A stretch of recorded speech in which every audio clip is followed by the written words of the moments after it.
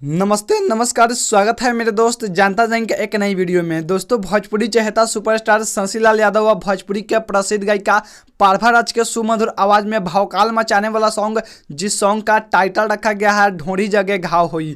जी हाँ मेरे दोस्त, ये सॉन्ग कब और किस कंपनी के माध्यम से रिलीज किया जाएगा बताऊंगा आप सभी को वीडियो में। दोस्तों, वीडियो में आगे बढ़ने से पहले छोटा सा रिक्वेस्ट, अगर आप सब मेरे चैनल पे नए हैं तो प्लीज़ मेरे चैनल को सब्सक्राइब कर ले, साथ ही बाजू वाले बेल आइकन को प्रेस कर दे, ताकि जब भी मैं भोजपुरी समाज से हर एक छोटे बड़े खबर डालूं तो आप देख सके।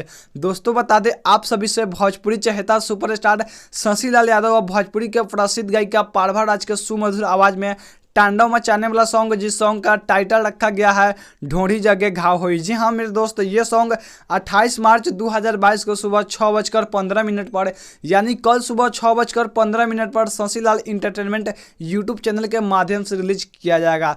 जी हाँ दोस्तों, एक बार फिर से बता दें आप सभी को, भोजपुरी चहेता सुपरस्टार शशिलाल यादव और भोजपुरी के प्रसिद्ध गायिका पारभा राज के सुमधुर आवाज में तांडव मचाने वाला सॉन्ग, जिस सॉन्ग का टाइटल रखा गया है ढोंढी जगह घाव हुई। जी हाँ मेरे दोस्त, ये सॉन्ग 28 मार्च 2022 को सुबह 6:15 पर, यानी कल सुबह 6:15 पर शशिलाल इंटरटेनमेंट यूट्यूब चैनल के माध्यम से रिलीज होने वाला है।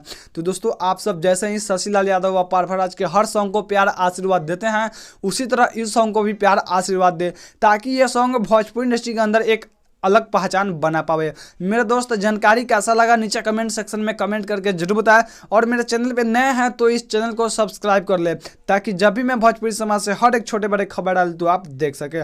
दोस्तों, मैं कृष्णा शर्मा, फिर मिलते हैं किसी नई टॉपिक के साथ में, तब तक के लिए जय हिंद।